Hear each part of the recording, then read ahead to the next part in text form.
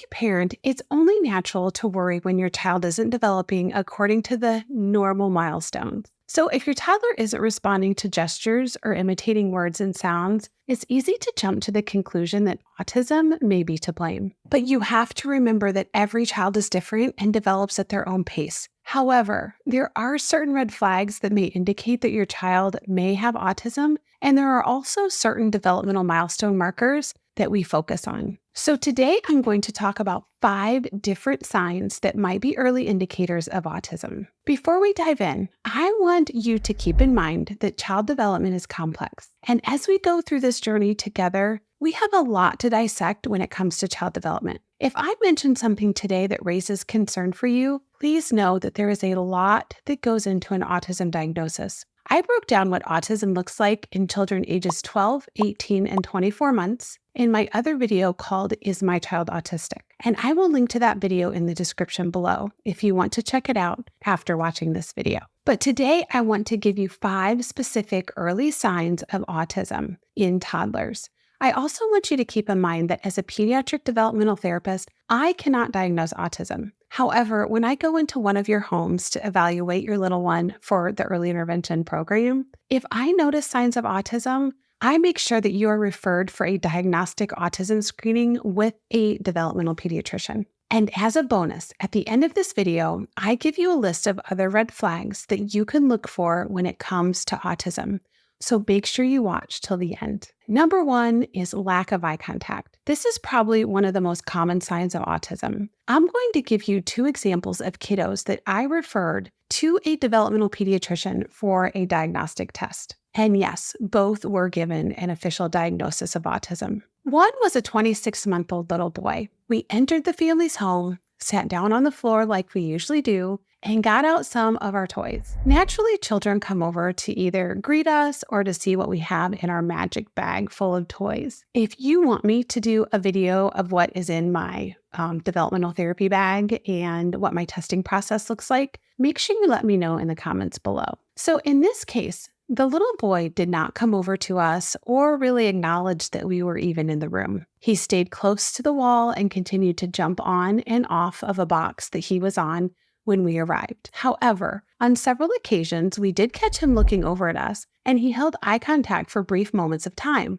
but he never did walk up to greet us or play with the toys that we presented to him. Normally, this is very appealing to children because there are new toys that are entering their environment. The only time this little guy did make it into our play space was when his dad picked him up and brought him over. We did a couple of hand-over-hand activities, trying to get him to place pieces in a puzzle, but he quickly just wanted to go back over by the wall. On another occasion, I entered the family's home, sat down on the floor, and pulled out some toys. By now, you can probably see why I absolutely love my job.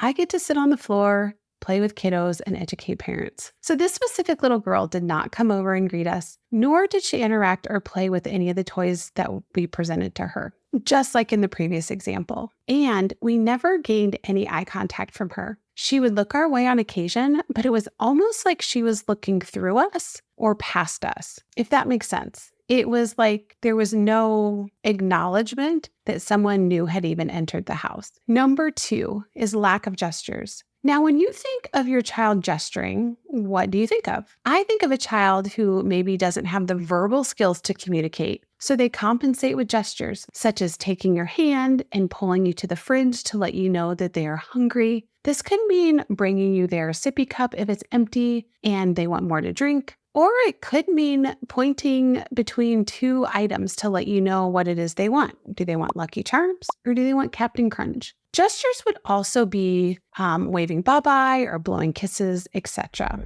Even by 18 months, your child should be able to tell you through pointing that they want grapes or an apple. They will even start pointing in books and to different objects across the room. With the 2 kiddos I mentioned above, neither one were pointing, waving, or communicating through sign language. They weren't even gesturing to let their parents know that they were hungry or thirsty. Both parents said that their child would either throw a fit until they figured out what they wanted, or the parents just stuck to a routine and made sure their child had something to eat or drink when it was time. Number 3 is a lack of imitation. In this section, I am talking about imitating the actions of others, not language imitation. Do you ever see your little one hanging out with a special buddy or a sibling, and they start to imitate whatever it is they're doing? Maybe the other kiddo is running and jumping, so your child follows suit. Or maybe the other child is sticking out their tongue and blowing raspberries, and your child joins in. With the child that has autism, you are less likely to see them imitate the actions of others. Children with autism may not engage in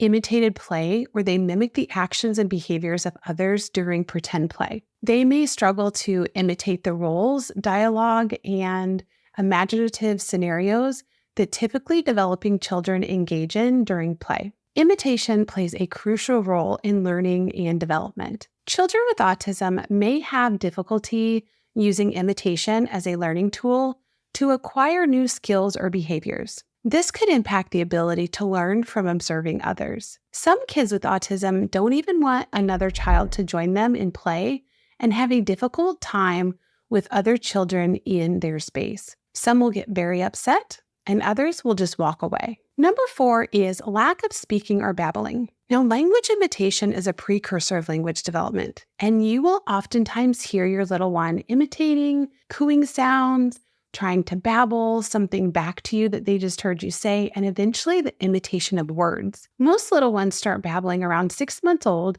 and say their first words around 12 months. I once went into a family's home of a 26-month-old, and he was only saying 4 words. By this age, he should have been saying a minimum of 50 words and some 2-word phrases. There were a few other signs of autism that this kiddo exhibited, such as transition issues, hyperfocus behaviors, and repetitive behaviors, which we will get into next. So based on his mom's concerns and what we were able to see during the evaluation, we did refer him for a diagnostic autism test. But let me throw this out there. Does a language delay like this kiddo always mean that they have autism? Absolutely not. There could be other diagnoses for this type of language delay, such as speech apraxia, which I won't get into in this video. But if you are noticing that your child fits into some of these categories that I am describing today, I would highly recommend mentioning it to your pediatrician. And if your child is between the ages of birth and 36 months, I will leave a link in the description below so you can contact the early intervention program in your state. The therapist will come in and do a complete developmental evaluation on your child. And if they suspect autism concerns, they can write it into your child's plan and refer him or her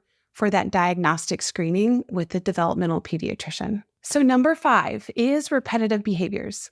Many autistic children engage in repetitive behaviors such as hand flapping, spinning in circles, or rocking back and forth. These behaviors can be soothing for autistic children and help them cope with anxiety or stress. They may also display intense interest in specific objects. In my video called "Does My Child Have Autism?", I talked about a little girl that I saw for an evaluation that had a fixation on paper. The paper was her comfort, and she had it all the time, and she had to have it all the time. Now, kids with autism may become obsessed with certain toys, objects, or things like trains, numbers, or dinosaurs. I once saw a 23-month-old that was already diagnosed with autism when I came in to do ongoing services with him, and he could identify all of the letters in the alphabet and numbers up to 100.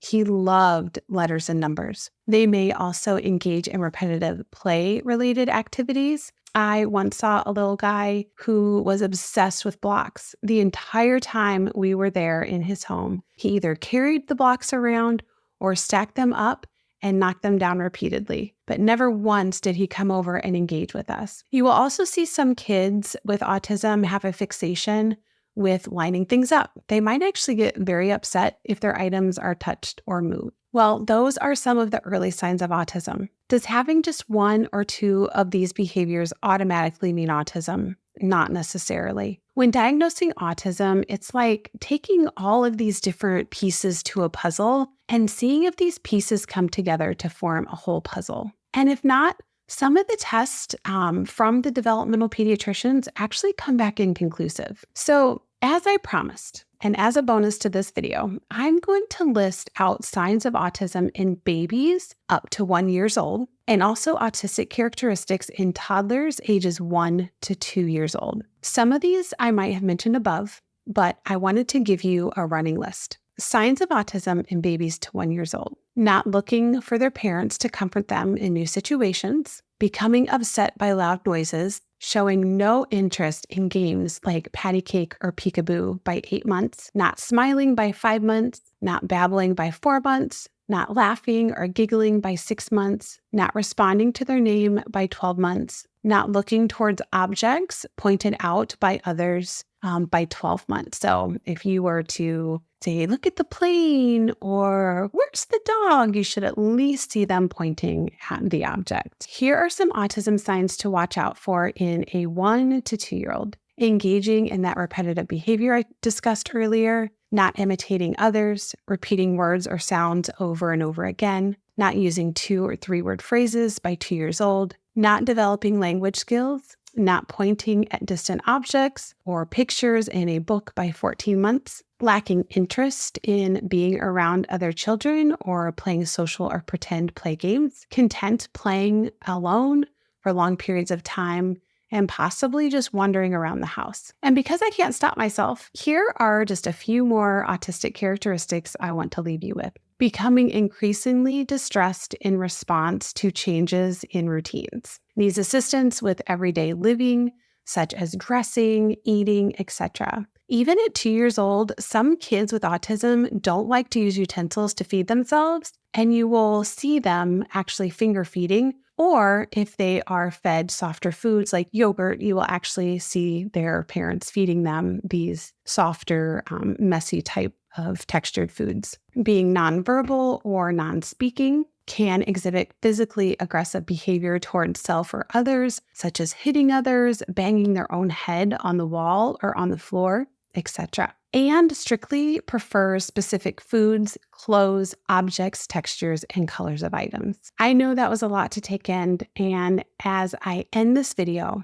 I want you to know that I do not take this topic lightly, and I know this is a sensitive subject. In fact, you probably landed on this video because you were obsessively searching the internet for answers. What I just described above were some of the topics you were already looking for. Does it make it any easier? Probably not, because the above information may have validated what you were thinking. My child has autism. Or maybe it was a breath of fresh air because your child doesn't fall into any of the categories mentioned above. If you do have concerns, please make sure you consult your pediatrician. Or if your little one is between the ages of birth and 36 months and you have concerns, you can call your state's early intervention program yourself. And again, I will leave a link in the description below for you. And if you would like access to me on a daily basis, a pediatric developmental therapist, I would love for you to join the Milestone Mom Academy. It is a low monthly cost, so no matter what your financial situation is, you can get daily guidance with your child's milestones from an expert in the field.